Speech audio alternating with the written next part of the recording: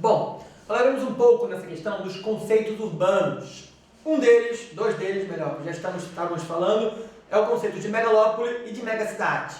A diferença principal é qual critério você utiliza para analisá-las.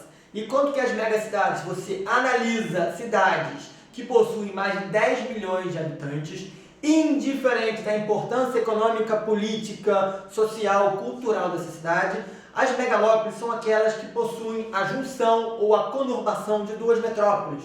Por exemplo, nos Estados Unidos você tem que liga Boston até Washington através de uma linha de transporte, ou até a megalópole chamada de San, que liga São Francisco a San Diego, através também de uma outra linha de transporte. No Brasil, há uma pequena discussão a respeito da megalópole, que você pode dizer que existe ou não a megalópole entre Rio e São Paulo, a megalópole Rio-São Paulo. O que nos falta, o que é a discussão principal, são os meios de transporte. Você não tem um meio de transporte eficiente que liga essas duas grandes metrópoles brasileiras. Consequentemente, a discussão, a gente fala que ainda está no processo embrionário, um processo de formação dessas megalópolis. E aí vamos às opções que vão também aparecer outros conceitos urbanos. A tabela nos mostra o conceito, ou melhor, a informação de cidades com mais de 10 milhões de habitantes, né? E através dela, você tem que definir qual é o conceito que fala sobre isso, qual é o conceito que analisa a questão da população. O conceito urbano que melhor se relaciona às cidades acima é, na letra A, megacidades, ou seja, aglomerações urbanas que possuem mais de 10 milhões de habitantes. Correto, como já citado no começo do vídeo, as megacidades são aquelas que possuem mais de 10 milhões de habitantes, indiferente do contexto político, econômico, social, cultural. Conta-se apenas população. Percebemos que em alguns países existem mais de uma megacidade, mais de uma cidade que possui mais de uma aglomeração urbana que possui mais de 10 milhões de habitantes. Na letra B, metrópoles, ou seja, aglomerações urbanas que possuem os maiores produtos internos brutos do mundo. Primeira coisa, não nos mostra isso na tabela.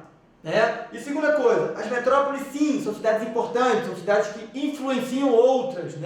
Você tem alguns níveis de metrópole, metrópoles globais, aquelas que influenciam o globo, metrópoles nacionais, que influenciam determinados países, e metrópoles regionais. Você pode citar cidades nordestinas, como Salvador, como Recife, que influenciam áreas próximas a elas, mas não é o que nos mostra na tabela.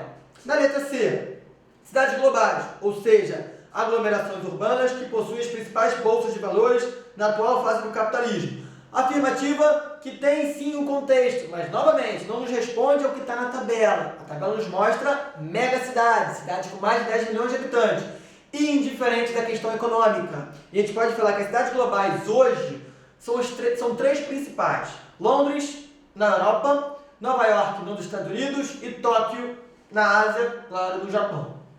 E a letra D? Megalópolis, ou seja, aglomerações urbanas que possuem mais de 10 milhões de habitantes. Falando sobre isso, megalópole não se refere à população, e sim o que? A junção ou a conurbação de duas ou mais metrópoles. Então, afirmativa incorreta. E a letra E? Regiões metropolitanas, ou seja, aglomerações urbanas que são dinâmicas e interligadas entre si. Regiões metropolitanas são aquelas em que você tem uma cidade núcleo, uma cidade principal, e cidades que dependem dela para determinados serviços. Por exemplo, a gente tem o Grande Rio, ou a Grande São Paulo, que você tem o Rio de Janeiro, cidade como a principal, e a sua periferia, ou cidades próximas que dependem dessa cidade. Assim como São Paulo, São Paulo capital, e cidades próximas, cidades médias, que dependem de São Paulo para isso. Não é, de novo, o que não nos mostra na tabela. A tabela nos mostra a letra A, megacidades, ou seja, aglomerações urbanas que possuem mais de 10 milhões de habitantes.